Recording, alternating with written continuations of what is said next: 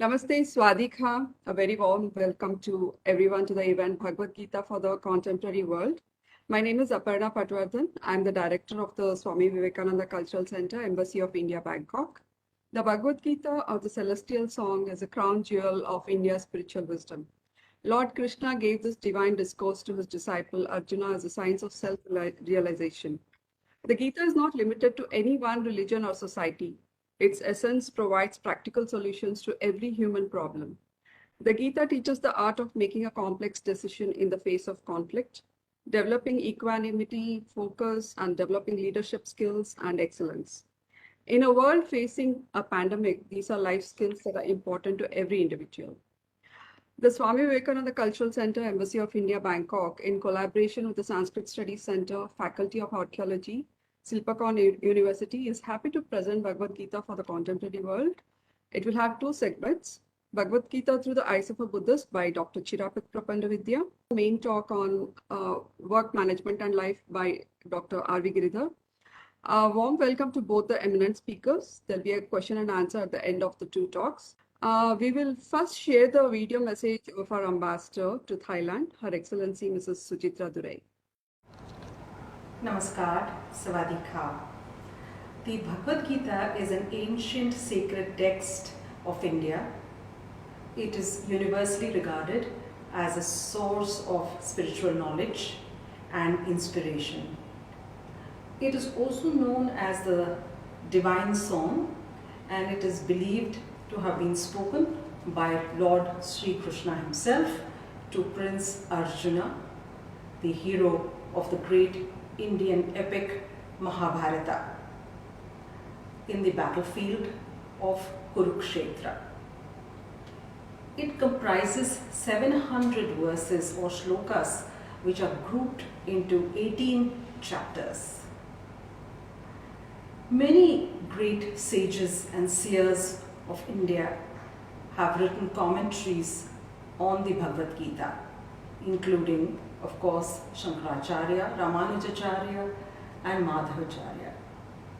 In the modern and contemporary era, both Indians as well as non-Indians, famous personalities at that, have got inspired by the Gita.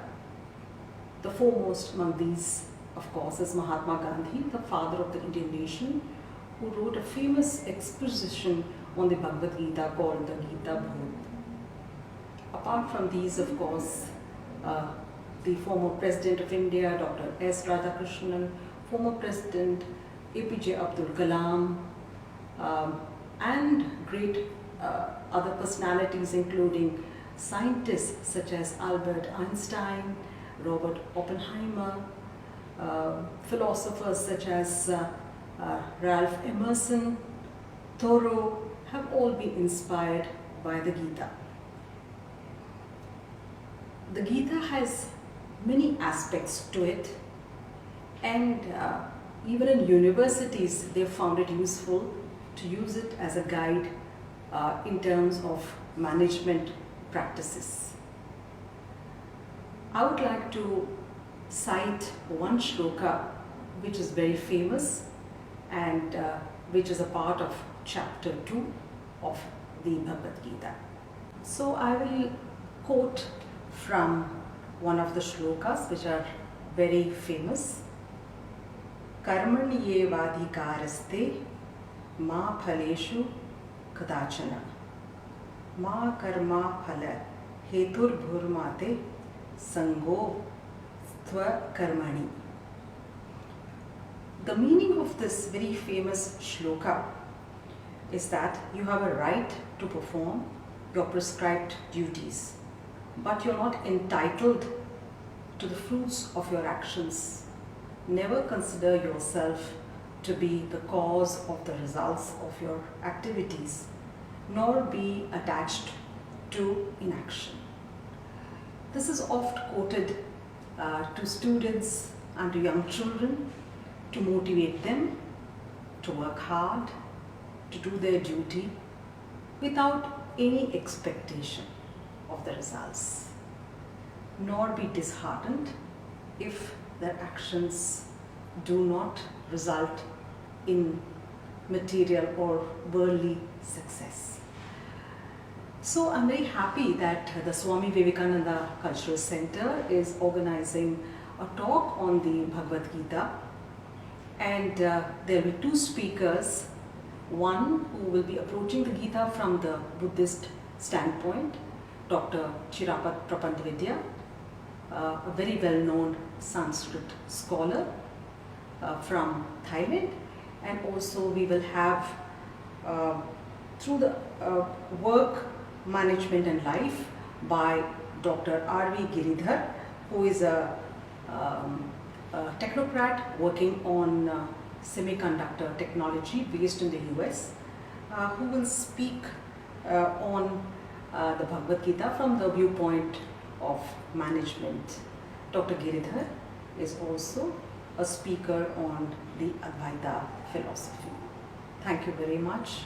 Namaskar.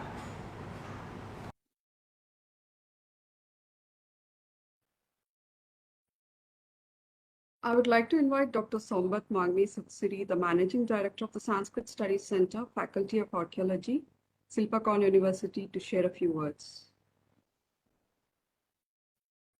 Thank you. Good evening, everyone. Madam Dr. Aparna Patwarathan, Professor Chirapat Prapandavidya, and Professor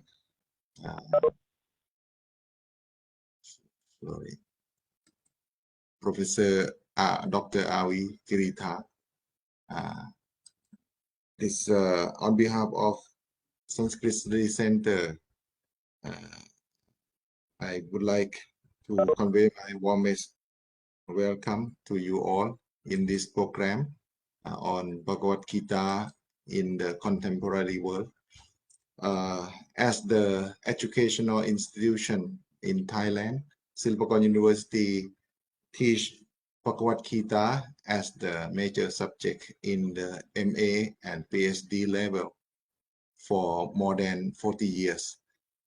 We believe that Bhagavad Gita is the base or the cream of the not only the religious scriptures, but also philosophical scripture in the term of philosophy. So we learn a lot from Bhagavad Gita, such as the Karma Yoga, the way of the way of action, Jnana Yoga, the way of knowledge, and Bhakti Yoga, the way of devotion. So when we compare this scripture with some texts in Buddhism, we have seen a lot of similarity in this both Buddhism and Hinduism.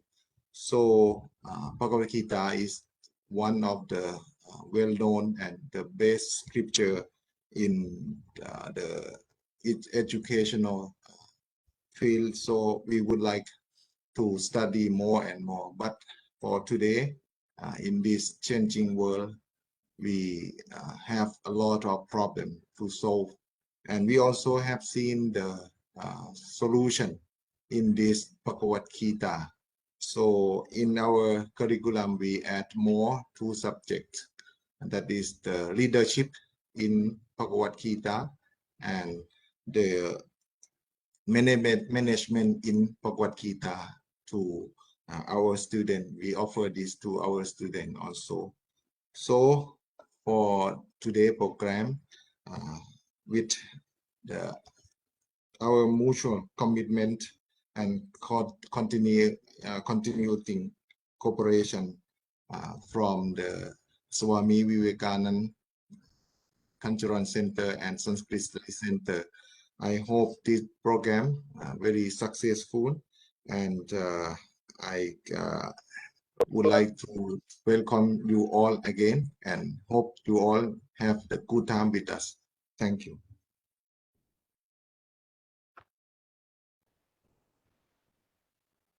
Thank you, Dr. Sombat. Dr. Sombat will be summarizing the two talks in Thai at the end of each talk. We will have a question and answer session at the end of the two talks. The Now we'll move to the sessions. I invite Dr. R.V. Giridhar to speak on the main topic, work management and life. Dr. R.V. Giridhar is a semiconductor technologist from the US and an Advaita Vedanta teacher and a disciple of Swami Paramatmananda, a disciple of Swami Dayananda Saraswati. I now invite Dr. R.V. Giridhar.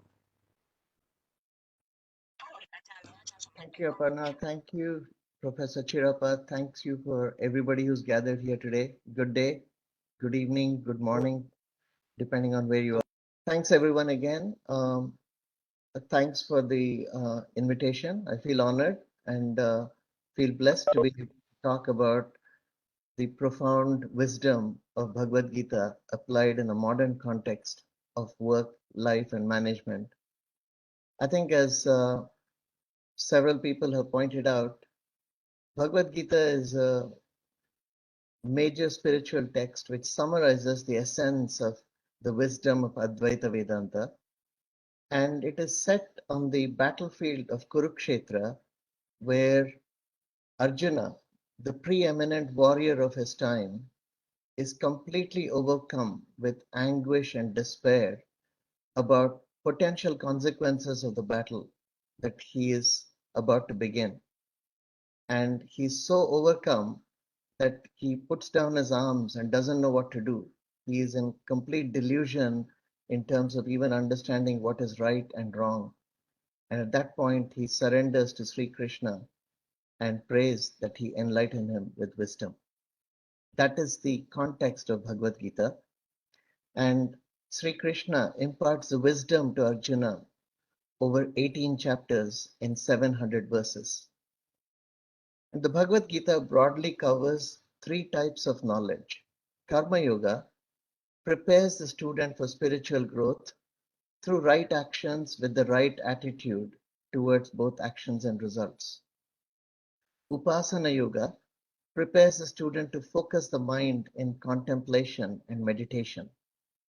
And Jnana Yoga finally imparts the highest wisdom to the student whose mind is prepared, focused, and ready.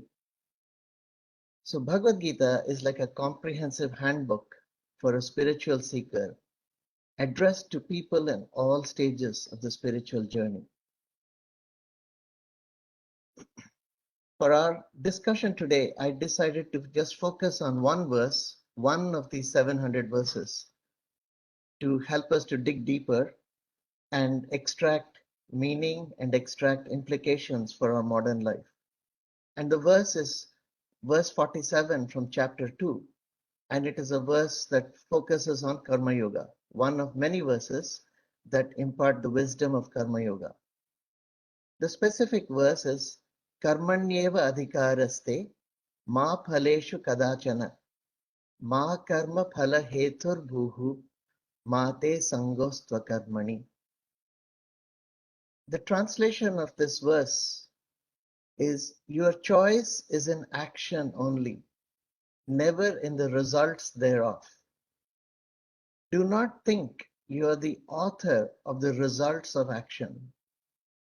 Let your attachment not be to inaction. So these are the three messages, and we will dive deep to understand what these messages really mean. The first statement is your choice is in action only, never in the results thereof. Therefore, if you want to focus on where you have some choice, you should focus on action, not on the results. Now, the second message is do not think that you're the author of the results of action. Ordinarily, if you're of a scientific bent of mind, you understand that you do not control the results of anything you do. You control the actions, and the results will be what they will be based on what you did or did not do, along with laws of nature. So if you understand that you are not omniscient and you're not omnipotent, you do not control the results of action, but you do have a lot of choice in terms of the actions themselves. Now, Sri Krishna was very, very conscious that in making the statement that you do not control the results of action, one can immediately go into the binary thinking that I do not want to take action at all since I do not control the results. So his immediate wisdom right there is to say, let your attachment not be to inaction, because inaction is not the path of spiritual progress. So today we're going to use this verse to dive deeper into implications for work, life, and management. And the reason I chose this verse is because in work and life, we are always performing actions to achieve results. So if we get more skillful in understanding actions and results, it helps us in work and life. And one way of looking at management is it is what enables a person to manage a group of individuals to take actions to achieve results. So management is also about actions and results, but it is in a group. As an individual, I take actions and I want to achieve results. That is work and life. So they're closely connected. So step one, let's try to understand the two things that are referenced here. One is what is choiceless and what is choiceful. By definition, we have freedom in shaping something that is choiceful, whereas we have no freedom to change what is choiceless. A fact is a choiceless thing. You cannot change a fact. A fact must be accepted. As an example, let's say I come to understand that the value of pi is an irrational number, 3.14159, and it goes on and on and on. And I'm upset about why it is not an integer. Why is it not 3.0? I have no choice. The value of pi is an irrational number. I have to accept it. It's a fact. Likewise, there are a lot of things that we have to accept because they are facts. Now, when it comes to results, are they choiceful or are they choiceless? There are some results that are actually choiceless and others in which we have influence, but we do not get to choose. By contrast, actions are choiceful. And in fact, one of the critical distinctions between a human being and an animal is that an animal does not have choice over action. An animal is instinctive and does what it is genetically programmed to do. An animal does not get to choose. As a human being, we are blessed with the free will to choose actions. So when we exercise choice, we are exercising our God-given gift to choose. Now, let us dig a little deeper. When I take an action, I do not get to choose the result because there are many, many factors that control the result. And as the number of factors increases and the amount of time between when I take the action and when the result is supposed to occur increases, the predictability always reduces. Let's take a couple of examples. Let's say I buy a ticket and I want to travel to a place. And I buy the ticket 3 months from now. I have taken an action and I want a result. I've taken an action to purchase a ticket and I want to travel, let's say to Thailand 3 months from now. Will I be able to travel because I took the action to travel to Thailand? The answer obviously is it depends. We are in the world of COVID. Many of us recognize that our action does not guarantee a result. There are many, many, many factors that will play. Today, I wanted to call into the Zoom call, this WebEx call. It was not easy to get the WebEx call started, right? We all know we wanted to call in, but there are many, many factors that determine when this meeting itself would start. It is not completely in our control. So merely acknowledging that we get to choose our actions but the results will be what they will be based on laws of nature plus our choice of action or inaction gives us a certain deeper understanding of how to approach actions and results. Now let us go to the opposite. Let's assume that we do not understand the wisdom in this verse. What happens as a consequence is we will be fighting choiceless results, whereas a choiceless result should be accepted as fact. We could also feel entitled to results from action. I bought a ticket, I'm entitled to go to Thailand. That doesn't happen, does it? Or I say, I do not get to choose the results, therefore I will choose inaction. All three are examples of the problems that Sri Krishna is trying to address in this verse. So now let us look at results using the lens and the arrow of time. Let's break results into past, present, and future. So if I look at results from the past and the results leading up to the present moment, are they choiceful or are they choiceless? If it is choiceful, it means there is some action I should be able to do to change the past result or change the present result leading up to this moment in time.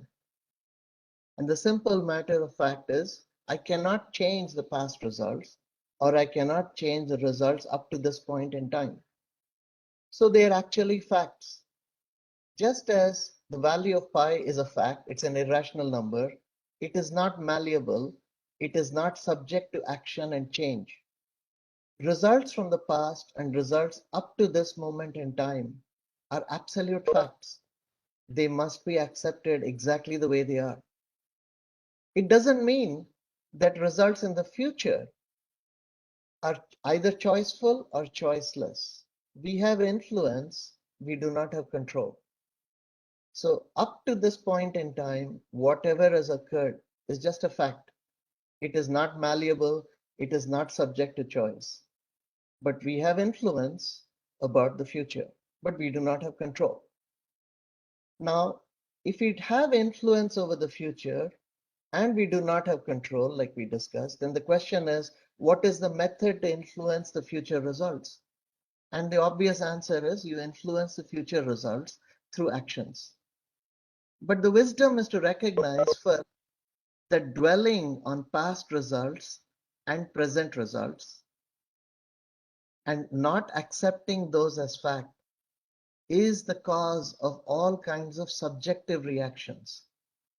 The subjective reactions take the form of anger, regret, frustration, jealousy, denial, finger pointing. Now, none of those subjective reactions can change a fact. It is not fundamentally different from being frustrated that the value of pi is an irrational number. My frustration does not change the value of pi. My frustration does not change the past, does not change every result up to the present point in time. So if frustration cannot change it, why do we engage in it? Sometimes people will say, I was so frustrated for 3 days that I took action. Therefore, frustration helped me to take action. If you think about it carefully, you will come to the conclusion that frustration actually delayed action for 3 days. Frustration only postponed the problem. So not dwelling on the past results and the future and the present results is actually a sign of wisdom because we conserve our energy for creative response that is always in the present and can change what can happen in the future. This is one type of subjectivity, is when we are entangled with results that are not malleable, that are already fact. The second type of entanglement is with results of the future. The manner in which this often occurs is I have taken an action and I do not know whether I will get the result. I bought the ticket to Thailand and I do not know whether on that date the plane will take off, I will be there, the visas are viable, COVID will not take another turn, and whether I will land in Thailand. So the manner in which I react to the uncertainty is through anxiety, fear, doubt, and these are another set of subjective reactions. Subjective reactions again found on the idea that somehow I am entitled to a result in the future. I take an action, but I'm not entitled to the result. I bought the ticket, but I'm not entitled to be in Thailand 3 months from now.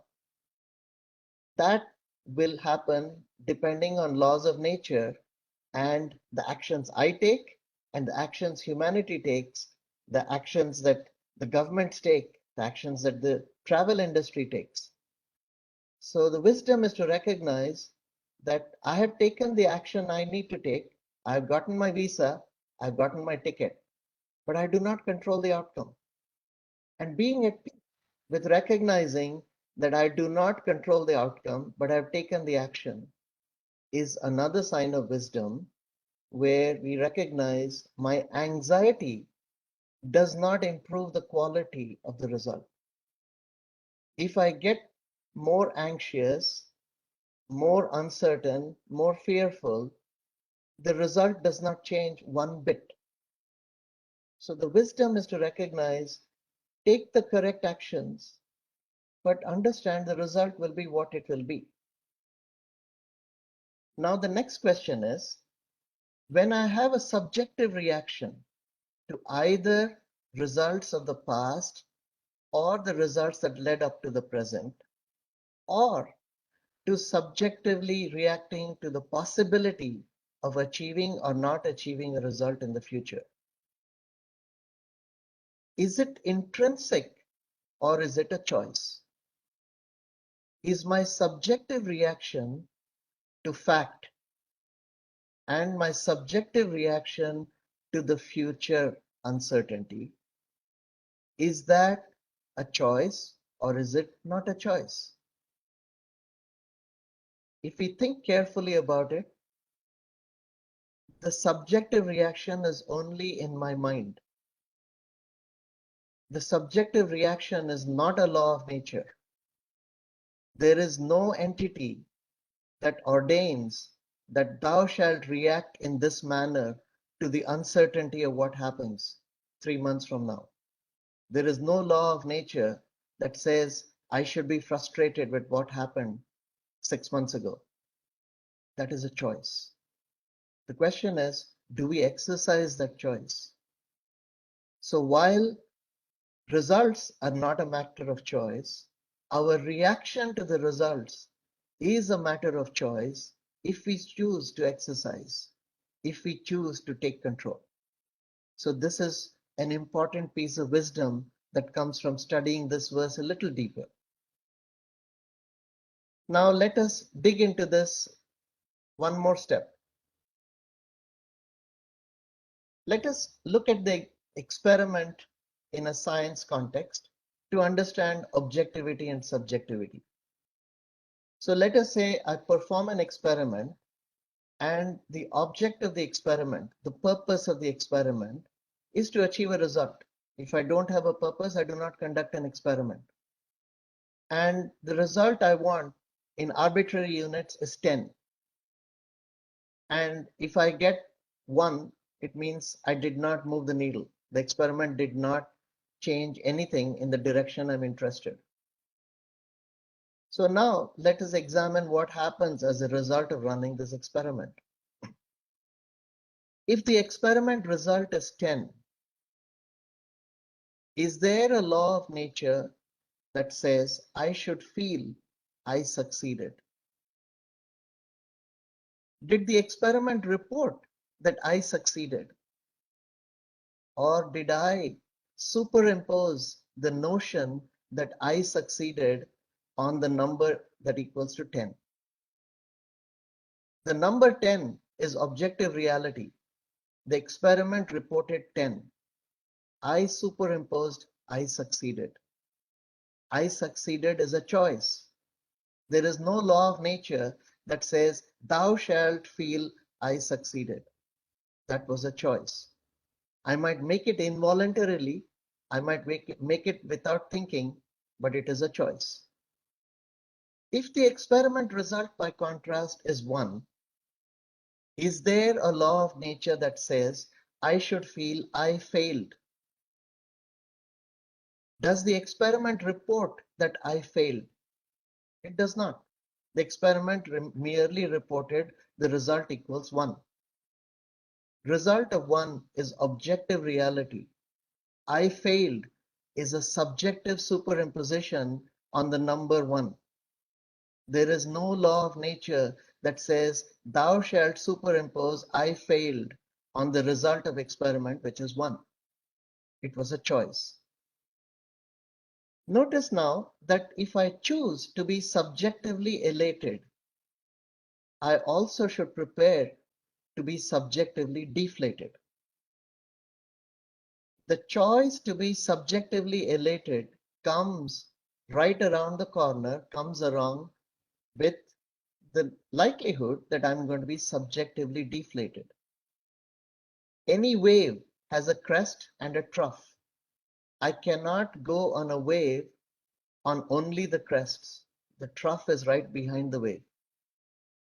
So our reaction to the result of the experiment is a choice. An objective reading of the experiment is, it worked. Another objective reading of the experiment is, it did not work. The subjective superimposition is I succeeded or I failed.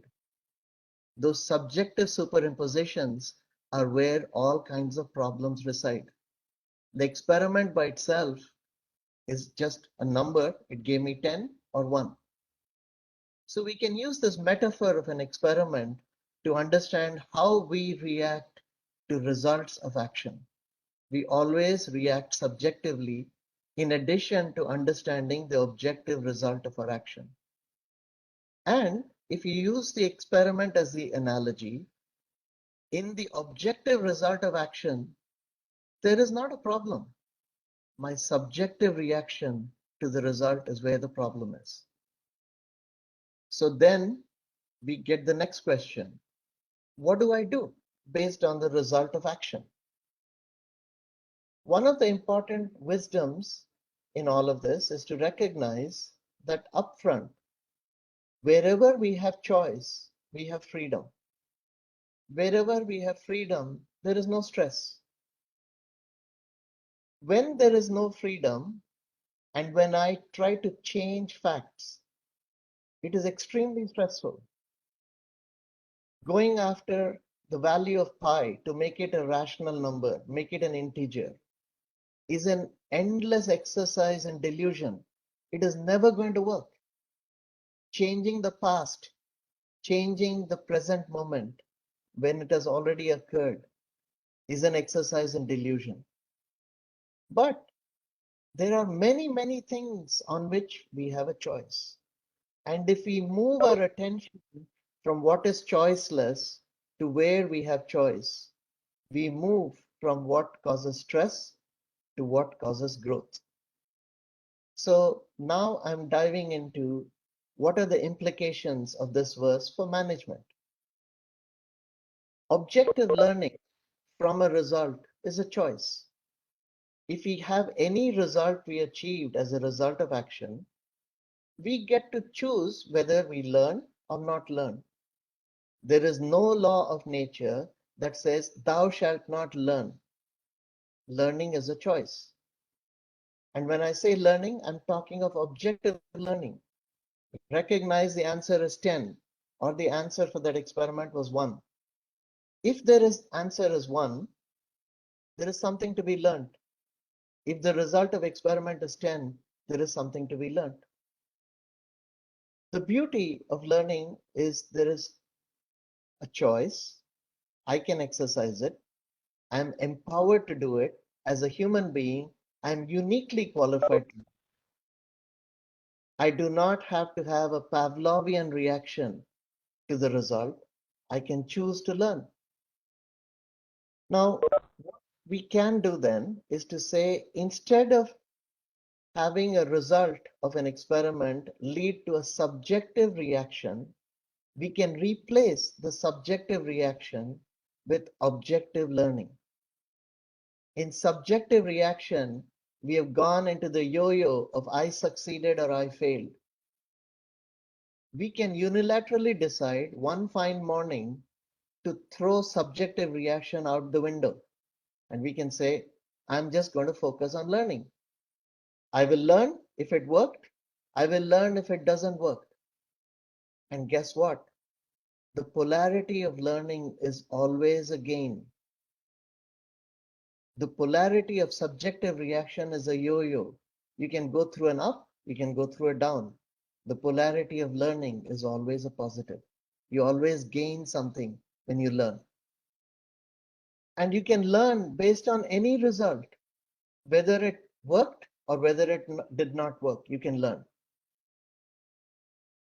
The choice of learning is actually the first step in converting ourselves from subjectively reacting to objectively learning and growing and creating a future. So learning objectively versus reacting subjectively is the next piece of wisdom we can extract from this verse.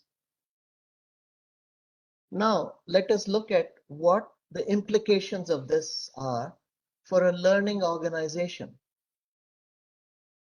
If one is a manager and you are in the knowledge business, as I happen to be, it is very, very important that we maximize learning and we do not waste time on subjective reaction. Subjective reaction postpones learning, postpones action. Frustration postpones action, postpones learning. So the first step in a learning organization is to make learning a choice, focus on learning, and use the learning then to envision a different future result. That's the second choice. The first choice is to learn.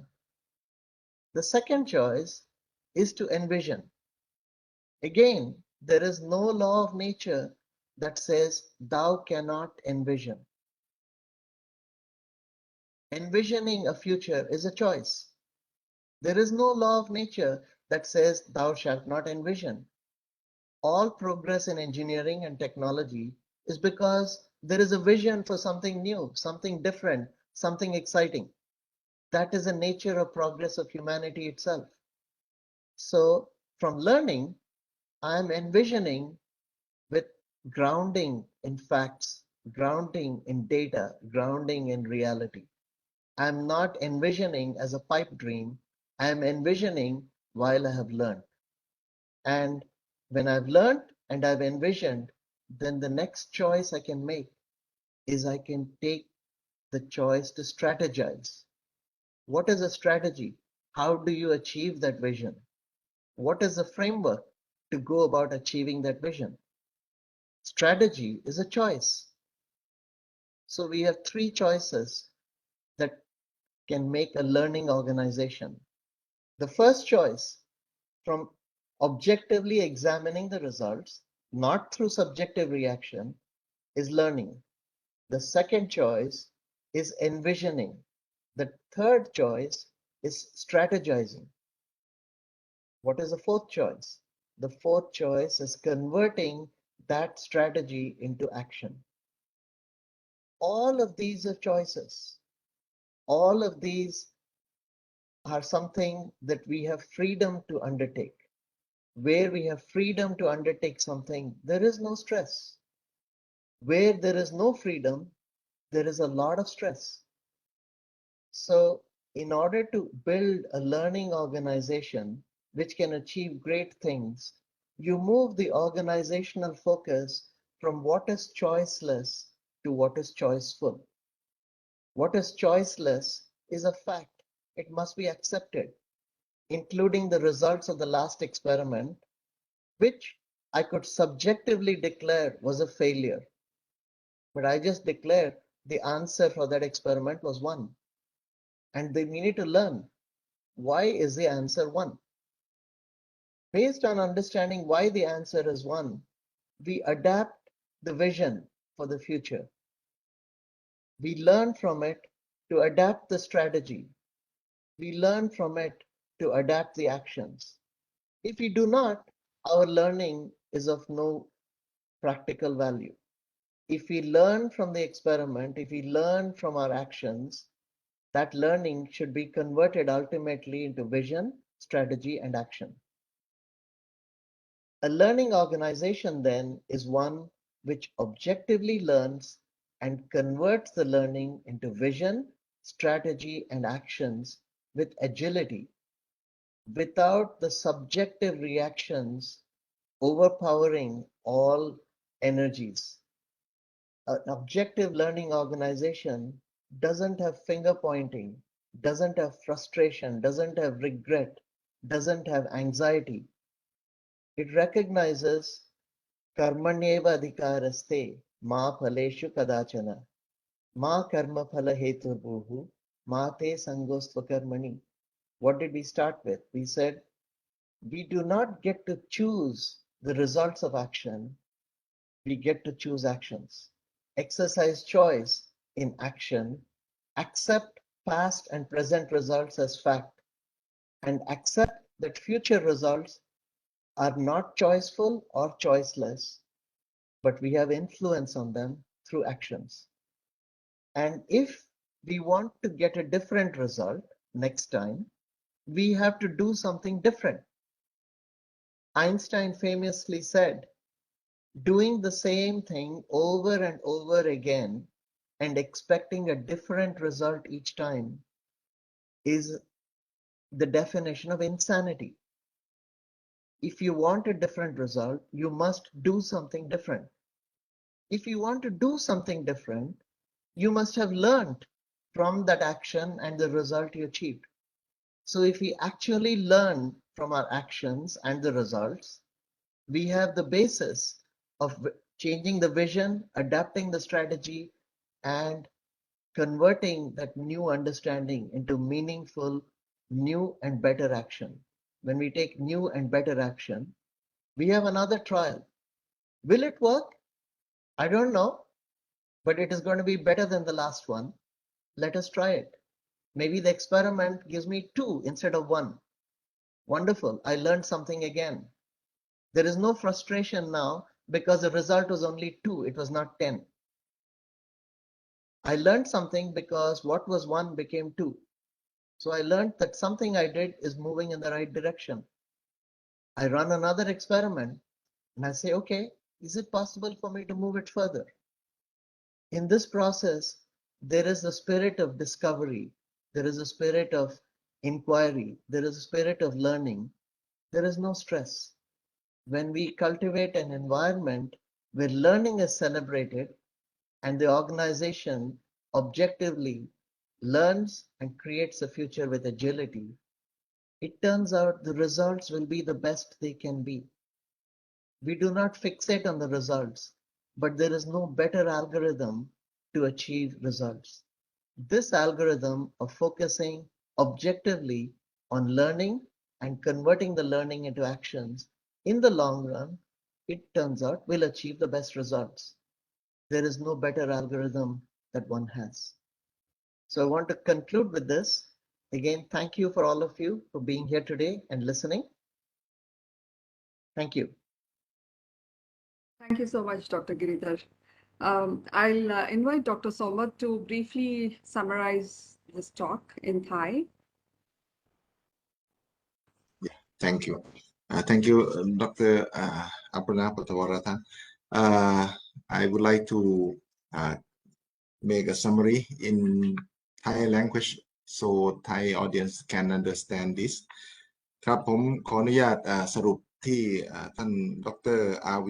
Giridhar ได้พูดถึง พระกวัตกีตานะครับในหัวข้อว่างานการจัดการและก็ชีวิตนะครับ work management and life ซึ่งก็ท่านก็ได้พูดถึงพระกวัตกีตาในบริบทของโยคะทั้ง3ก่อนนะครับก็คือกรรมโยคะฌานโยคะและก็ภักติโยคะแล้วก็พูดถึงความสำคัญของพระกวัตกีตาว่าเป็นคู่มือที่สำคัญและก็เป็นคู่มืออย่างดีอย่างยิ่งยวดสำหรับการเดินทางทางด้านจิตวิญญาณนะครับ spiritual journey ทีนี้ท่านก็ได้ยกถึงคาถาหรือว่าฉโลกที่สำคัญในบทที่2หรืออัธยาที่2 chapter 2 verse 47ก็คือฉโลกที่47นะครับก็พูดถึงเป็นเรื่องของaction กับ result ก็คือ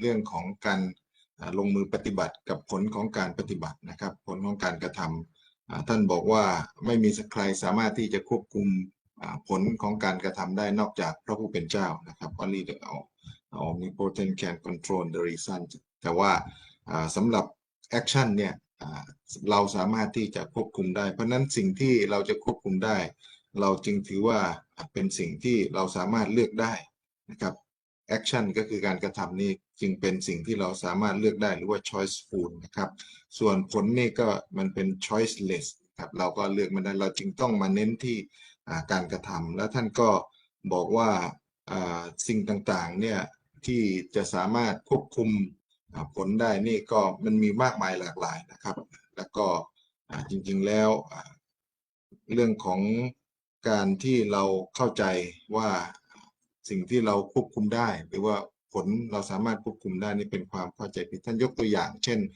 การที่เราจะซื้อตั๋วเครื่องบินแล้วก็มาที่ประเทศไทยนะครับคาดว่าจะมาประเทศไทยได้ภายใน3 เดือนนะแต่ว่าผลที่เราควบคุมนั้นไม่แน่ใจว่ามันจะเป็นไปได้หรือเปล่านะครับเพราะว่ามันมีเหตุปัจจัยหลายอย่างที่อาจจะทำให้เราไม่สามารถที่จะเดินทางมาที่ประเทศไทยได้นั่นก็หมายความว่าผลนั้นเราไม่สามารถควบคุมได้แต่ว่าสิ่งที่เราควบคุมได้ก็คือการกระทำไม่ว่าจะเป็นสัตว์หรืออะไรก็ตามเราในฐานะเป็น human being นะครับหรือว่าเป็นมนุษย์เราก็ดังนั้นเราก็สามารถที่จะควบคุมผลได้แล้วก็อีกอย่างหนึ่งที่ท่านพูดถึงก็คือการกระทำ action หรือว่ากรรมในอดีตเนี่ยเราไม่สามารถที่จะไปเปลี่ยนมันได้นะแล้วก็ผลที่จะตามมาจากการกระทำในอดีตเราก็ไม่สามารถที่จะไปเปลี่ยนมันได้เช่นกันเราจำเป็นจะต้องยอมรับแต่ว่าสิ่งที่เราเปลี่ยนแปลงไม่ได้หรือสิ่งที่เราจะยอมรับ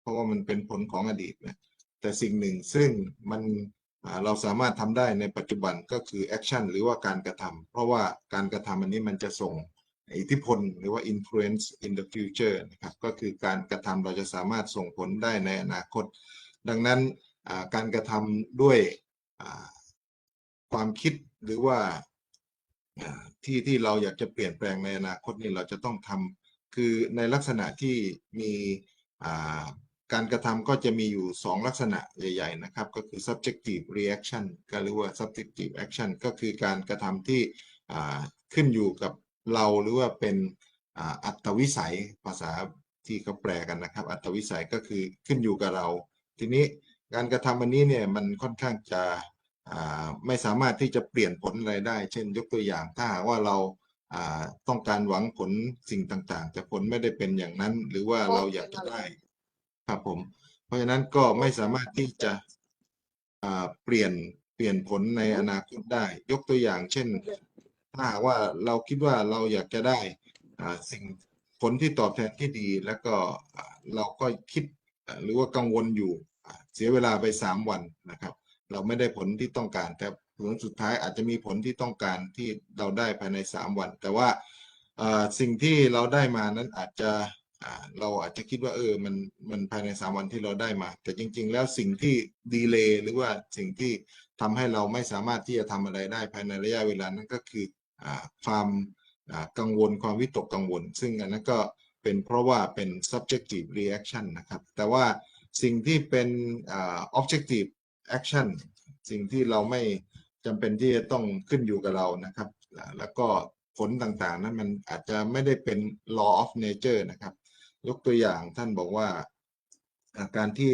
เราอยากจะtake action หรือว่าทำอะไรสักอย่างเนี่ยนะครับ เราก็สามารถที่จะทำได้เลยโดยที่เราไม่ต้องไปคำนึงถึงผลนะครับบทที่ท่านนำมาเสนอเนี่ยก็มักจะเป็นการสรุประหว่าง action กับ result กับคือการกระทำกับผลของการกระทำสิ่งที่เป็นการกระทำเนี่ยเราสามารถควบคุมได้เป็นสิ่งที่เราเลือกได้แต่ว่าผลเราไม่จำเป็นที่จะต้องไปยึดติดกับมันนะครับท่านยกตัวอย่างถึงการทดลองบางอย่างนะครับที่มีผลเป็น1แล้วก็เป็น10ถ้าเป็นสิ่งที่เราคาดหวังกับผลมันนะครับเราก็จะมี subjective superimposition ก็คือเราก็จะคาดหวังหรือว่าเข้าใจเอาเองว่าถ้าได้10นี่คือความสำเร็จได้1คือความล้มเหลวแต่จริงๆแล้วมันไม่ได้เป็นกฎธรรมชาตินะครับว่า10คือความสำเร็จ1คือความล้มเหลวดังนั้นสิ่งที่เราจะเรียนรู้จากการทดลองนี้ก็คือว่า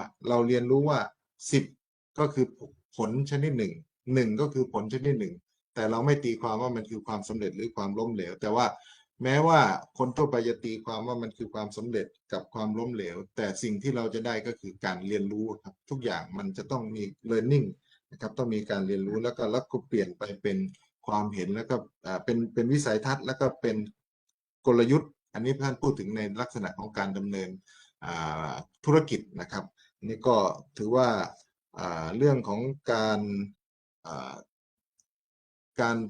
ลงมือทำกับผลของการกระทำนั้นก็เกี่ยวข้องกันแต่ว่าเราไม่ต้องไปหวังผลการกระทำให้เน้นที่ไปหวังผลของการกระทำแต่ให้ไปเน้นที่การกระทำเป็นหลักครับคือข้อสรุปจากเรื่องของดร. R.V. กิริธาที่ท่านได้บรรยายไปครับขอบคุณครับ thank you Thank you, Dr. Sombat. I would like to invite Dr. Chirapat Prapandavidya, the renowned Sanskrit scholar from Thailand and a recipient of the President's Award for Sanskrit from India.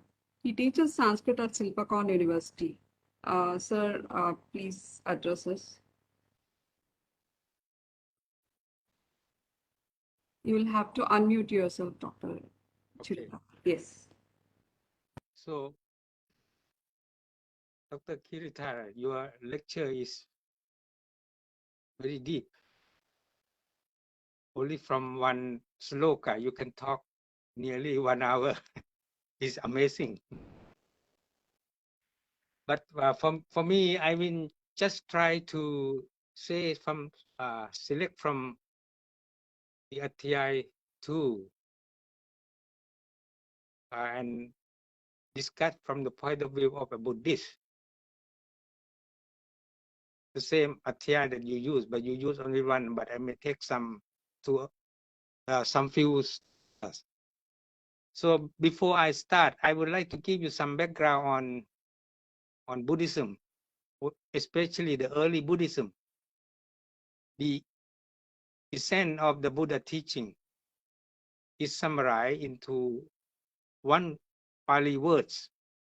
Ye thamma hetu pappava te sang hetung tathagato te sanchayo nirodho evam vadi mahasamano. The Tathagata or the Buddha spoke about a cause of Dhamma, that is, phenomena, which appear through some causes, and also about the cause which bring about the cessation of those Dhamma. It means that everything come into existence because of some cause. In order to get rid of that thing, we have to find the cause.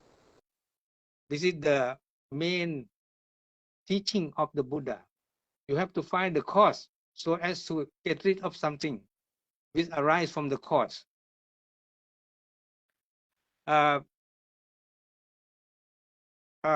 Traditionally, we believe that the teaching of the Buddha came to the central part of Thailand around 6th century CE. And we believe that there were 2 monks sent by Moggalliputta, the guru of King Ashoka. But there is no evidence of the artifact that show that the coming of the two monks exist during that 3 century BCE. We have only the inscription in Pali language in the central part of Thailand in large number that talk about Ye Thamma Hetu Papava. The cause of everything is from we have to.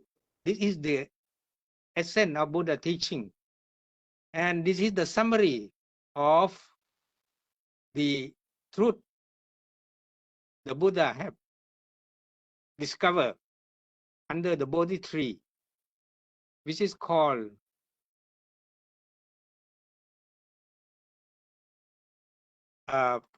in Pali it is called Paticca Samuppada, the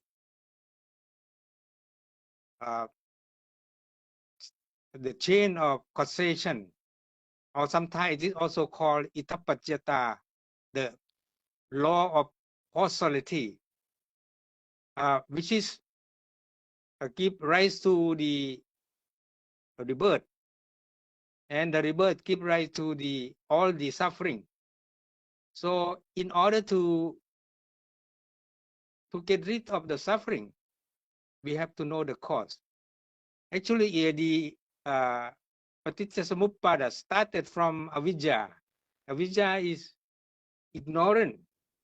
Because of ignorance, the samsara or the impression exists, and this from this it go to up to the bhava. Bhava is the existence, because avidya is the cause of, finally a cause of existence, that is power, and from power the jati of rebirth exists, and from rebirth on the suffering, because there is when there is a rebirth there is a death, and death cause lamentation, suffering. So the cause of suffering is from the root cause of suffering, according to the Buddha, is from avidya, the ignorance. So in order to get rid of suffering, we have to get rid of avidya, because of the when we get rid of avidya, when we will become viraga. Viraga is absence of lust, and when there is no lust, then there is no cause of rebirth, and when there is no rebirth, then there will be no suffering. There is no death, there is no old age. So this is the summary of the law of causality and the chain of causation, which is the cause of suffering in found out by the Buddha. And this is the theory. He tried to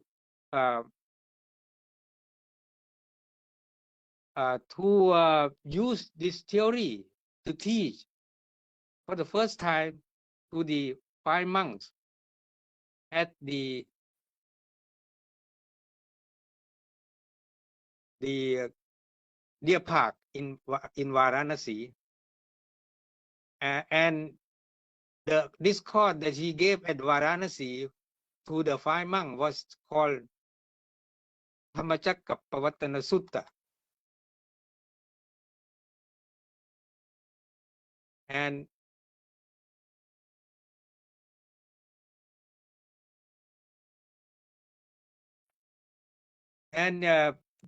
the Dhammacakkappavattana Sutta is about the 4 noble truths.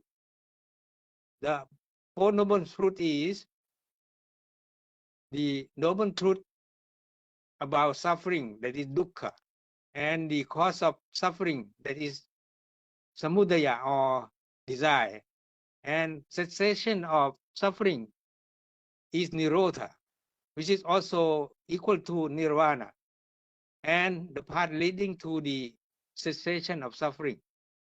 So this is the way how the Buddha teach us how to get rid of the suffering. We have to follow the magga, or the path leading to the cessation of suffering. There are 8. That is the right view, the right aspiration, the right speech, the right conduct, the right livelihood, the right effort, the right mindfulness, and the right concentration. If you follow this 8 the path consisting of these 8 constituent, then you will arrive at the cessation of dukkha, that is Nirodha. So this is the final state of the aim of the Buddhist, that is to get rid of suffering. So after the discourse of Dhammacakkappavattana Sutta, one monk became realized of the truth, the first state of the truth, and he exclaimed that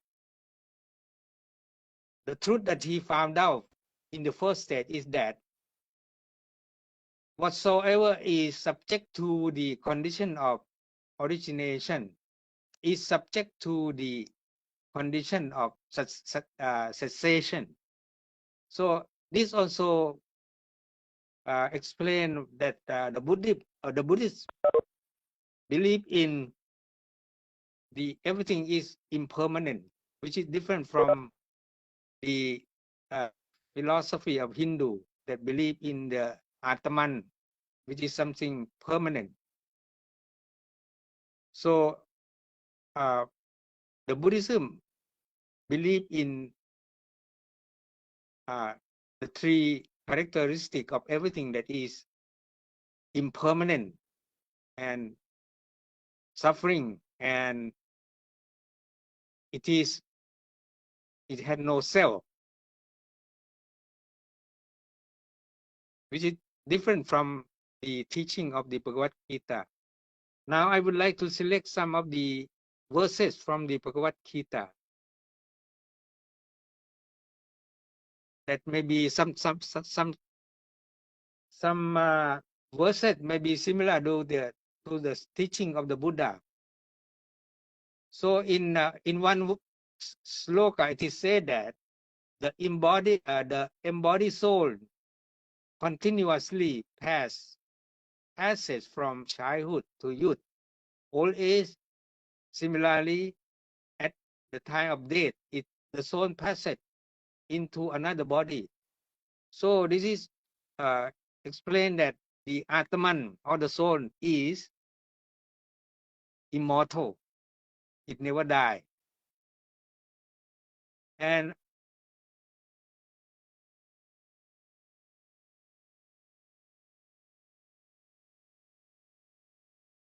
if you want to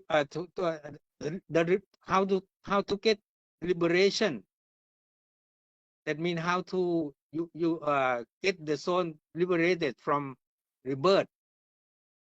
It is taught in the Bhagavad Gita that the person who is not affected by happiness and distress and remains steady in both, that means in happiness and distress, become eligible for liberation.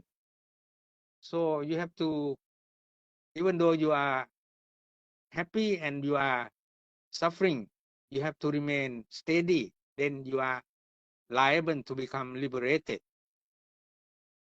And the soul also explained as unborn, never die, having one existed. It does not ever cease to be. The soul is without birth, eternal, immortal, and ageless.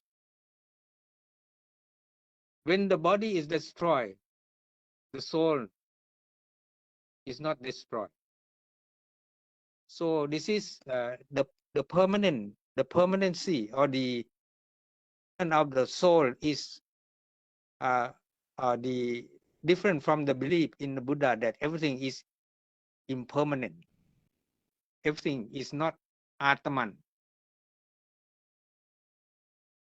And how the soul after death, how the soul go out from the body, is it compared like this?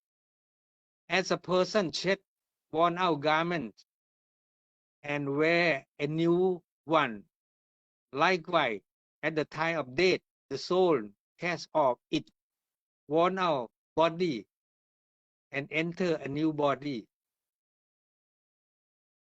The soul is invisible, inconceivable, and unchangeable. If we know this, we should not grieve. This is also the way how to get rid of grief in the Bhagavad Gita. You have to conceive the soul as something unchangeable. And the death and rebirth is inevitable. Therefore, one should not lament over the inevitable. This is how Lord Krishna told the Arjuna to fight, and cannot whether he fight and kill the relative, because the soul is not killed. And Arjuna was told by Lord Krishna that if he do not fight, because he is a Kshatriya, if he do not fight, it means that he doesn't do his duty. Then if he get away from the battle, he will incur sin. So this is also different from the teaching of the Buddha, because in Buddhism, killing is always a sin. We cannot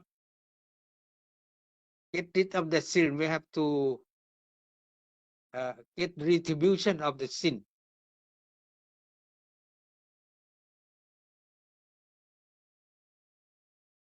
And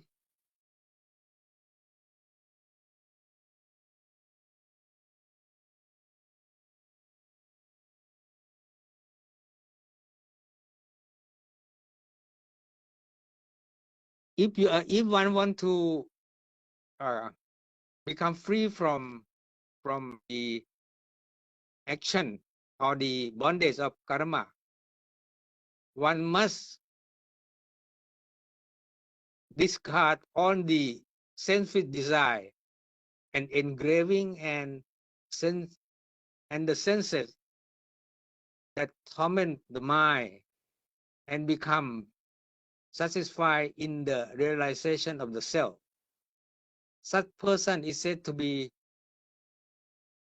transcendentally situated. It means he lives above the world.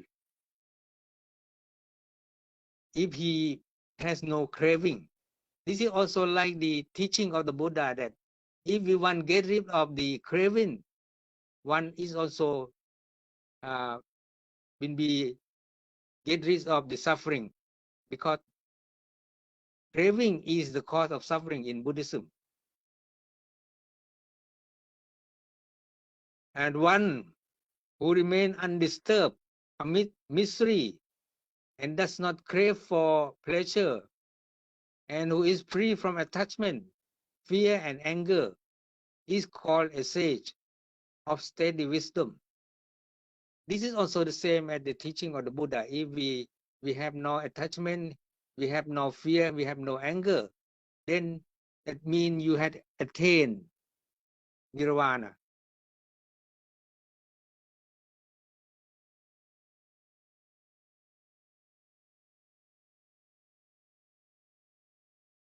And in the Bhagavad Gita, mentioned is also made of the nirvana, which is also the final beatitude of the Buddhist.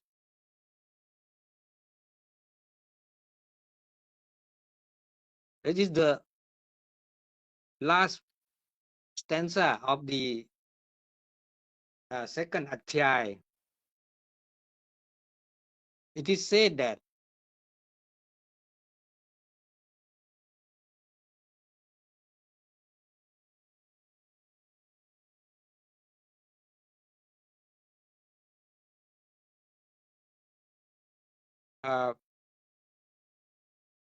the state of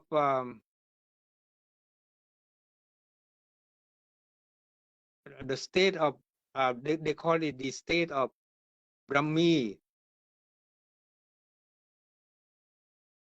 One is never again deluded. When we are in the state of Brahmi, that means if we become Brahman, then we will become we will never be deluded. Being established in this consciousness at the hour of death, one is liberated from the cycle of life and death and reached the supreme abode of God. So in the last stanza of Adhyay 2, there are two words which is like the word Brahmi. The Brahmi state is equivalent to Nibbana in Buddhism, but it is different. Nibbana is the state of no desire, but in the Bhagavad Gita, the Brahmi state is the state of Godhood. You become God. But that the moksha, the final liberation, is called nirvana also in this adhyaya. So there are some similarity and also some differences in the teaching of the Bhagavad Gita and the teaching of the Buddha. The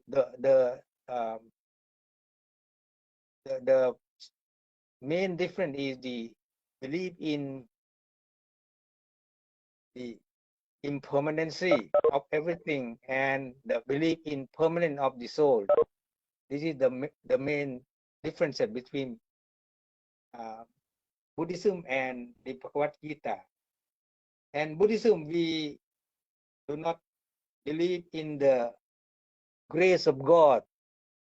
The truth can be realized only by personal experience. No one can give the grace to anyone. So this is another difference between Buddhism and the Bhagavad Gita. So I would like to end my talk at this. Thank you. Thank you, Dr. Chirapat, for the comparative study in a very brief time, between Hindu philosophy and Buddhist philosophy. For us Indians, they both come from the same banyan trees, from the same tree of philosophy. So, Dr. Sombat, please go ahead and summarize briefly for us. Okay, thank you, Madam. อาจารย์จิรพัฒน์นะครับได้พูดถึงพระคัมภีร์กีตาในจากมุมมองของชาวพุทธนะครับอาจารย์ก็พูดถึงประวัติพุทธศาสนาและคาถาที่สำคัญก็คือคาถาเยธรรมาเหตุปภวาที่เราทราบกันนะครับโดยเฉพาะคนไทยแล้วก็พูดถึงประวัติของคาถาเยธรรมาที่เข้ามาในประเทศไทยนะครับแล้วก็พูดถึงคำสอนที่สำคัญของพุทธศาสนาคือเรื่องที่เป็นเนื้อหาแก่นแท้ๆที่นำมาสรุปเป็นคาถาเยธรรมาโดยพระพุทธองค์เนี่ยก็คือปฏิจจสมุปบาทหรืออิทัปปัจจยตานะครับก็เป็นการสรุปเนื้อหาซึ่งสาเหตุของความทุกข์แล้วก็เหตุให้เกิดทุกข์แล้วก็การดับทุกข์เนี่ยมาอยู่ในคาถานี้ทั้งนั้นนะครับอาจารย์ก็อธิบายถึงอวิชชาแล้วก็เรื่องของปฏิจจสมุปบาทแล้วก็อาจารย์พูดถึง เรื่องอริยสัจสี่นะครับแล้วก็ต่อจากนั้นก็พูดถึงเรื่องไตรลักษณ์หรือว่า three characteristic ก็คืออนิจจังทุกขังอนัตตานะครับ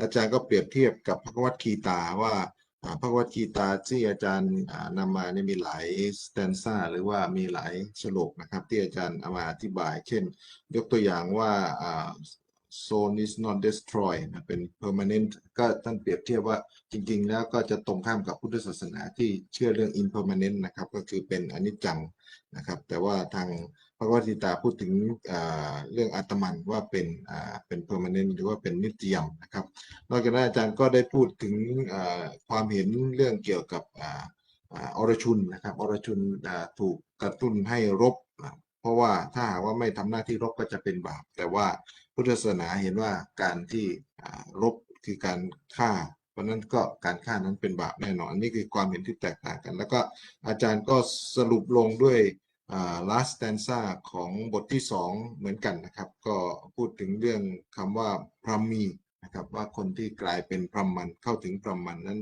เป็นอย่างไรแล้วก็เปรียบเทียบกับนิรวานหรือว่านิพพานในพุทธศาสนานะครับแล้วก็อาจารย์ก็เปรียบให้เห็นความต่างว่าพรหมีก็คือมีคำกอดนั่นเป็นความคิดของฮินดูนะครับส่วนนิรวานะหรือนิพพานนั่นก็คือการดับทุกข์หรือว่าไม่มีความต้องการเป็นเป้าหมายสูงสุดของพุทธศาสนาที่แตกต่างกันชัดเจนก็คือว่าทางพระวัตกีตานี่เชื่อในเรื่อง grace of God ก็คือการโปรดปรานของพระผู้เป็นเจ้าซึ่งพุทธศาสนานั้นไม่มีนี่คือข้อสรุปจากบทบรรยายจากข้อความที่อาจารย์จิรพัฒน์ได้บรรยาย Thank you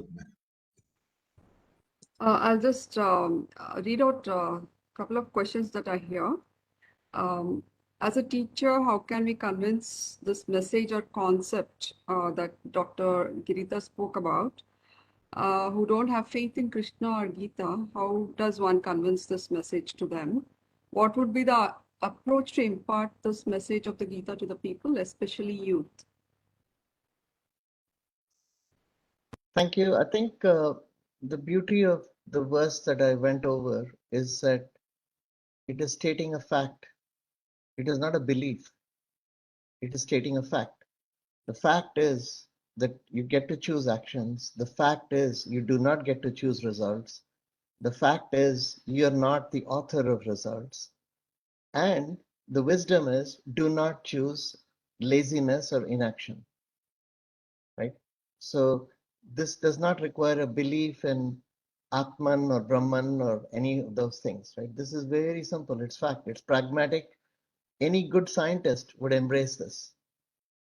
And the difference is that now we have parsed it to understand what is the implication of these simple facts. When we take it all the way to its logical conclusion, it brings you to the idea of a learning organization. A lot of people talk about a learning organization today.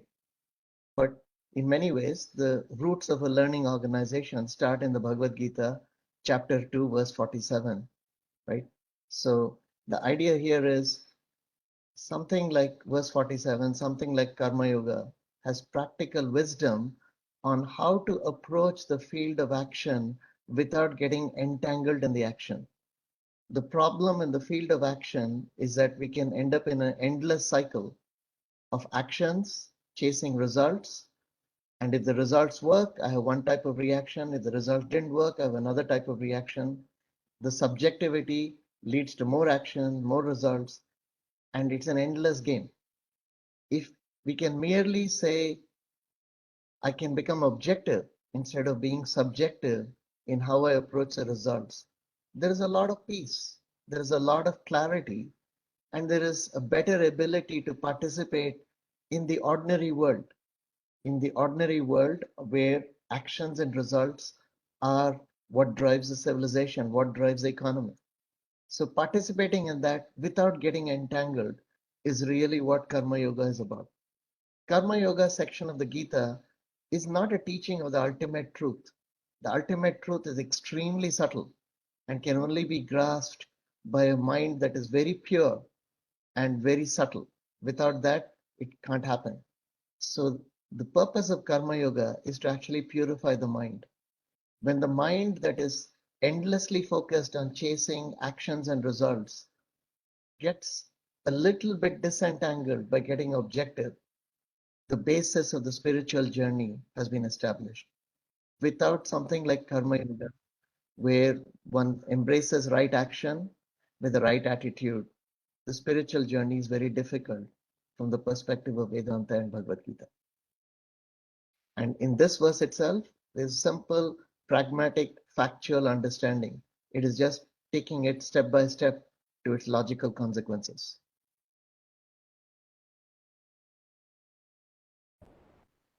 There is another question. I think the summary of it is uh, the methodology of objectively looking at the results is great, but then it could also we behave instinctively and become emotionally drained. So how do we control our emotions at that point of time? Are there any tools? Probably is what the question aims to ask. Are there any tools to control our behavior at that point of time? See, one of the most important things we can do is to inject space between stimulus and response. So when we have a stimulus, if we respond instinctively, there is no space for wisdom to be tapped, right? So if I have a stimulus and I respond instinctively, I have not got an opportunity to make a choice. When we inject space and we draw on wisdom, our response is going to be more thoughtful and based on values, based on wisdom. So the nature of ignorance itself is that it thrives when it is not inquired into. Anytime we shine light, ignorance runs. Ignorance cannot stand inquiry. Ignorance cannot stand light. So becoming aware of the subjective reaction, becoming a witness to the subjective reaction is a major, major step forward in gaining control.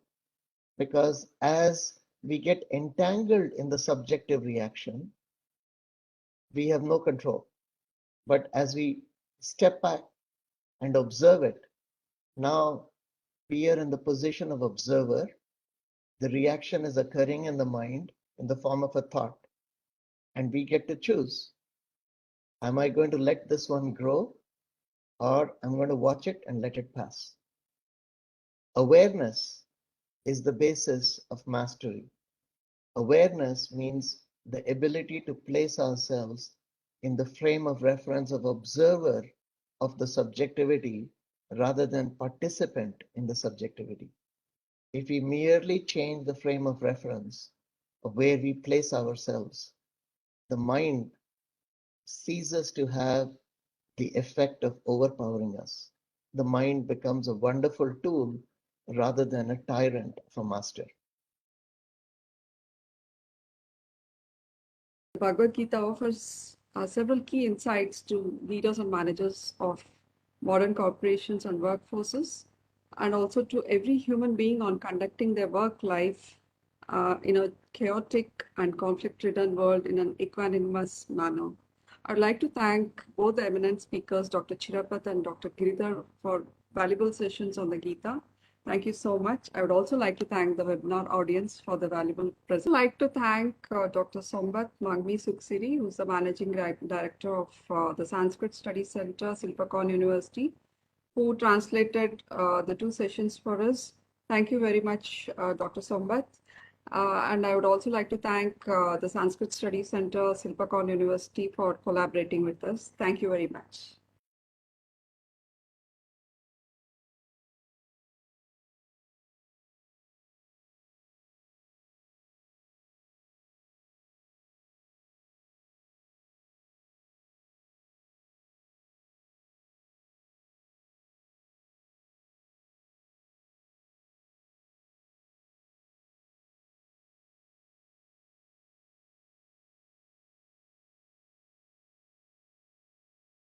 I would also